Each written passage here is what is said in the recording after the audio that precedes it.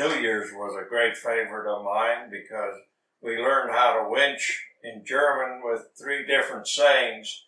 And if you could winch in German, the long one, you got $1. But if you just said, "Ich wünsche euch etwas gleich," that was only a nickel. And sometimes you even got a little drink of wine with it. Okay, that means I wish you a Happy New Year. Okay, so say that again. Ich wünsche euch glückliches neues Jahr. Okay, and so you were supposed to say that, and then what would happen?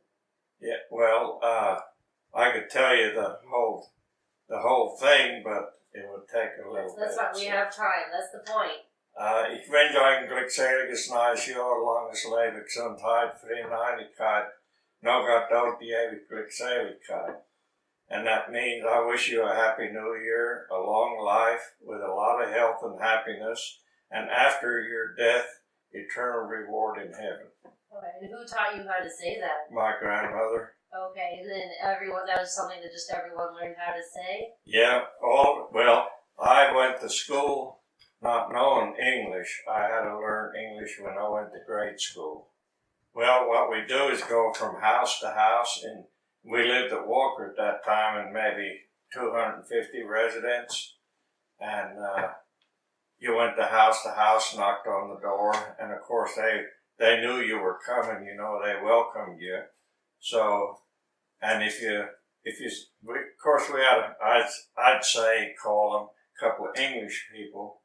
They couldn't understand German, so we just said Happy New Year. Well, then maybe you got an orange, apple, popcorn. It was mainly food that you received, and that's what we kind of enjoyed.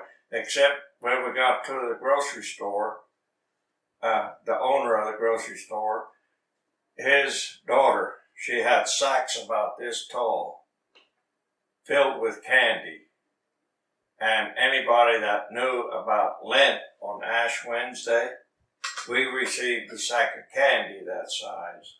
All the children? Yeah, because at that time they just had small, what we called whiskey glasses, and it probably only held maybe a half ounce to an ounce, where the other one was maybe a 6 to 8 ounce glass. Oh my goodness.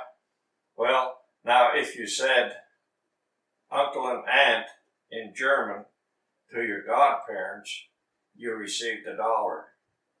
Or if you went to older people and addressed them as grandpa and grandma, you also received $1. But if you were, say knocked on the door and those people were maybe 35 to 45, they usually gave you anywhere from a nickel to a quarter. Oh, so what would you do with your New Year's money? Oh, we saved it. And believe it or not, I saved it until I was 18 years of old. When I graduated from high school, I bought my senior ring. Oh, that's not what I was expecting you to do with the money. Yeah, that's what I done. I saved it. Oh. And then I had the ring like 2 weeks. I was in the cow barn in